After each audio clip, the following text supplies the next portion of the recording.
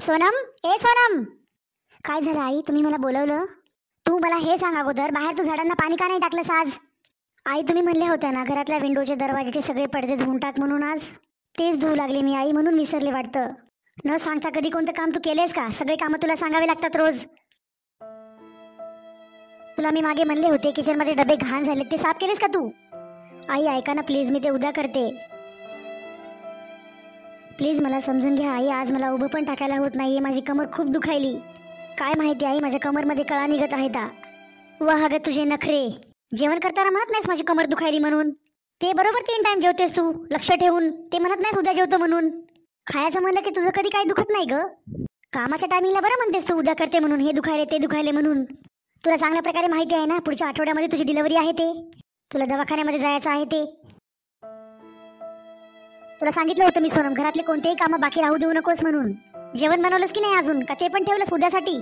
राहू दे, बनवलं नसेल तर उद्या बनव, राहू दे, कमर दुखत असेल तुझी. हो आई, जेवण बनवले मी, तुम्हाला वाढू का? नको आता राहू दे, मी नंतर जेवते. शेजारच्या काकूकडून मी आताच आले, त्याने समोसा आणि चहा दिला होता मला. असो राहू दे, नंतर जेवते मी, मला भूक नाही आता. आणि हा सोनम, मी तुला आत्ताच सांगायले बघ, घरातल्या सगळ्या फरशा चांगल्या स्वच्छ पुसून घे बघ. आज तुझे नाटकं नाही पाहिजे मला, हे दुखायले कमर दुखायले, हे दुखायले ते दुखायले म्हणून. सगळ्या घराला उकंड्यासारखं बनवून ठेवले, नुसत्या फरशा काळा दिसायला. ता पुसून घे सगळ्या फरशा, आज तुझं कोणतंच नाटक ऐकणार नाही बघ मी. पण आई ते ऐका ना. हे बघ सोनम, जे बोलायचं ते बोल, पण कमर दुखायली म्हणून अजिबात म्हणू नकोस बघ तू. काही नाही आई, काही बोलायचं नाही मला, काहीच नाही बोलायचं मला.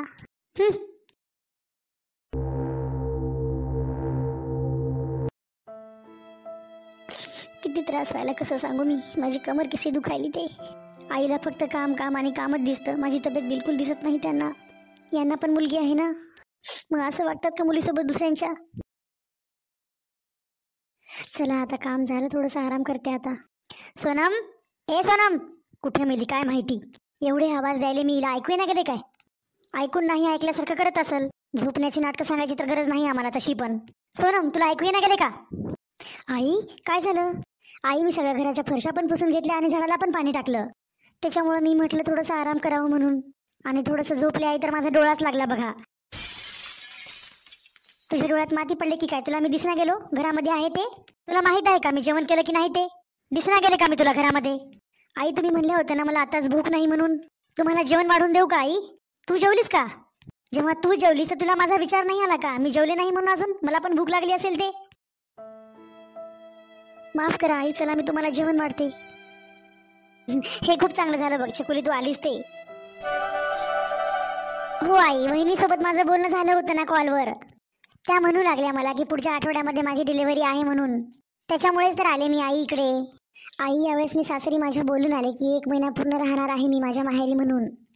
आई आफ्टरऑल मी पण आत्या बनणार आहे. चल काही हरकत नाही सोनम, या निमित्ताने तू आलीस तरी. या निमित्तानं मी माझ्या मनातल्या गोष्टी तुला सांगू तर शकते. हो ना आई. सोनम, ए सोनम, लोळत असेल परत आथरणावर. चकुले तुला काय सांगू, पूर्ण दिवस सांगते बघ माझी कमर दुखायली म्हणून. अरे ताई तुम्ही कधी आलात? कशा आहात? अहो वहिनी मी तर चांगली आहे, पण तुमची तब्येत तर चांगली वाटत नाही मला, खराब दिसताय तुम्ही. वहिनी मला तर तुमची तब्येत चांगली दिसत नाही बघा. आता काय उभे उभी इथंच बोलणार आहेस की काय? जा जाऊन बघ जरा चहा नाश्त्याचं, जा अगोदर चहा नाश्ता बनवून नंतर बोल. हो ठीक आहे आई. अगं चकुली तू का परेशान व्हायलीस? प्रेग्नेन्सी मध्ये असं होतच असते बाळा, या वेळेला असं होतच असते का चकुली? हिनं काय जगाच्या वेगळे लेकरं पैदा करणं गेली काही नाही. वहिनी काय झालं वहिनी? वहिनी तुम्हाला तुमची तब्येत बरी नाही वाटत आहे का? नाही ताई मी ठीक आहे. काय करू, रोजच कमर दुखत राहिली माझी. वहिनी तुम्ही तुमच्या रूम मध्ये जाऊन थोडंसं आराम करा, किचन मध्ये जे पण कामं बाकी राहिलेत मी करते. नाही नाही ताई राहू द्या, थोडंसं काम बाकी आहे ते मी करते. ठीक आहे मी थोडंसं आता. काय ठीक आहे बहिणी, चेहरा बघितला का तुम्ही तुमचा कसा पिवळा पडलाय, वेगळा दिसत आहे तुमचा चेहरा. वहिनी तुम्ही टेन्शन घेऊ नका, तुम्ही जाऊन आराम करा, इकडचं सगळं काम मी बघते. ऐका ना वहिनी, जा तुम्ही थोडंसं आराम करा, मी बघते किचन मध्ये जे पण कामं बाकी राहिलेत मी करते सगळे कामं. ठीक आहे ताई. काही नाही, थोडीशी भांडे आहेत आणि किचन वाटा साफ करायचं आहे, फक्त एवढंच काम बाकी राहिलंय. सोनम, ए सोनम, कुठं मरत असते की आवाज दिल्यानंतर कधीच येत नाही टवळी. आई काही काम आहे का? मला सांग मी करते. तुला काय झालं चकुले, तू बसलीस ना आरामात, बस ना मग, तू का करणार आहेस काम?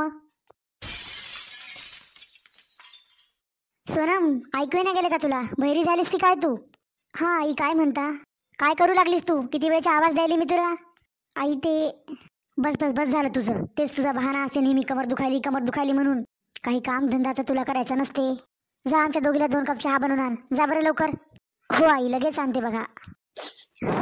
आई तू पण ना खरंच हद्द करायलीस बघ. तुला मी विचारलं होतं ना काही काम आहे का म्हणून. आई तू मला सांगितलं असतं तर मी चहा नसता का बनवला? अगं छकुली, तुला काय झाले? इथे येऊन चहा तू का बनवशील बरं? ही नाही का बनवायला? आणि तू इथं उभं टाकून आमच्या दोघीचं बोलणं काय ऐकायलीस? जा जाऊन चहा बनव पहिले. आई तू हे चांगलं वागणं गेलीस बघ वहिनीसोबत. छकुली काय झालं? काय चांगलं वागणं गेले मी? आई तूच बघ जरा वहिनीची तब्येत कशी झाली ते. आई त्यांच्या चेहऱ्यावर थोडंसं पण तेज नाही बघ, कसा तरी पिवळा पडलाय बघ, निस्तेज सारखा. किती कमजोर झाल्यात आई वहिनी, तू बघत नाहीस का ग? छकुली या टायमिंगला सगळ्यांची तब्येत बिघडते बघ. आमची राहत नव्हती का? आमची पण राहायची. आई तुला तुझा हा तर टाइम आठवते, पण तुला ह्या टाइम मध्ये किती त्रास झाला ते आठवत नाही का तुला आई? कदाचित तू विसरलीस ते आई. आई जेव्हा तुझ्यावर हा टाइम होता तेव्हा तुला पण वाटत असेल ना की कोणीतरी माझी मदत केली असती कामामध्ये तर मला किती आराम भेटला असता, म्हणून मला पण किती बरं वाटलं असतं ते. तूच सांगत गेलीस की आई आम्हाला या टायमिंगला तुला किती प्रॉब्लेम व्हायचा ते. विसरलीस का सगळं तू? तू म्हणायचे ना आई माझ्या वेळेस कोणीही मदत करू लागायला नव्हतं म्हणून माझ्यासोबत. आणि मला माहिती आहे आई आजी तुझ्यासोबत कसं वागायची ते. आणि आज तू तसंच सगळं वहिनीसोबत करायलीस आई. आई एक बाई सगळं विसरते पण तिच्या प्रेग्नन्सीचा टाइम कधीच विसरत नाही तिनं. पूर्ण आयुष्य पण ती विसरू शकत नाही आई. ह्या टाइमला झालेला त्रास आणि दुःख ती कधीच विसरत नाही आई. आई मी पण तुझी मुलगी आहे ना, आणि उद्या हाच टाइम माझ्यावर आला तर? आई आणि मी तुझी मुलगी आहे. उद्या जर माझ्यासोबत असा कोणी व्यवहार केला तर? जेव्हा मी तुला सांगेल तेव्हा तुला कसं वाटेल? तुला सहन होईल हे सगळं? नाही आई, तुला सहन नाही होणार हे. आई वहिनी तुझं असं तिखट वागणं बघून सुद्धा तुझ्यासोबत राहिली म्हणजे हीच खूप मोठी गोष्ट आहे आई तुझ्यासाठी. आई आजीनं जे तुझ्यासोबत केलं तू तरी वहिनीसोबत तसं करू नकोस. आई वहिनी तुमच्याच घराच्या नव्या पिढीला जन्म देत आहे. कमीत कमी तू तरी तिच्यासोबत असा व्यवहार करू नकोस. आई खरंच तुला आज वाईट वाटू देऊ नकोस. तू एक चांगली आई तर बनलीस, पण तू एक चांगली सासू नाही बनू शकलीस. आई तू पण एक चांगली सासू बन ना, कारण की मी पण माझ्या सासरी माझ्या सासूला सांगू शकेल की माझी आई किती चांगली सासू आहे ते.